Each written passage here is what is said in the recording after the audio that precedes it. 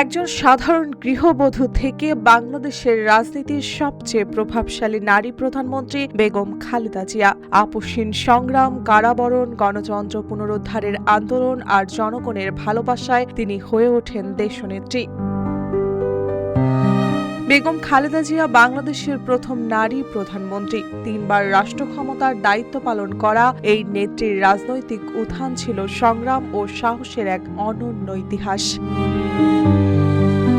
১৯৪৫ সালের ১৫ই আগস্ট অবিভক্ত ভারতের জলপাইগুড়ির নয়াবস্তিতে জন্ম তার। জন্মনাম শান্তি, ডাকনাম পুতুল। পরবর্তীতে পরিবার দিনাজপুরে স্থায়ীভাবে বসবাস শুরু করে। দিনাজপুর সরকারি স্কুল থেকে ম্যাট্রিকুলেশন শেষে সুরেন্দ্রনাথ কলেজে পড়াশোনা করেন তিনি। কলেজ জীবনেই তৎকালীন পাকিস্তান সেনাবাহিনীর ক্যাপ্টেন জিয়াউর রহমানের সঙ্গে বিবাহ বন্ধনে আবদ্ধ হন।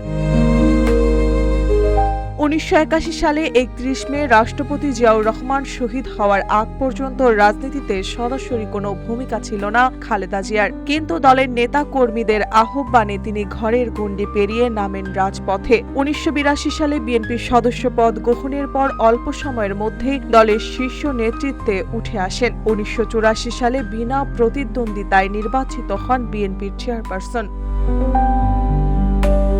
সামরিক শাসক হুসাইন মোহাম্মদ এরশাদের বিরুদ্ধে গণতন্ত্র পুনরুদ্ধারের আন্দোলনে নেতৃত্ব দিতে গিয়ে বারবার কারাবরণ করেন খালেদা জিয়া। ১৯৮৩ সাল থেকে ১৯৯০ সাল পর্যন্ত ৭ বার গ্রেফতার হন তিনি। এই আপোষহীন অবস্থানের কারণেই জনগণের কাছে পরিচিত হন আপোষহীন নেত্রী হিসেবে।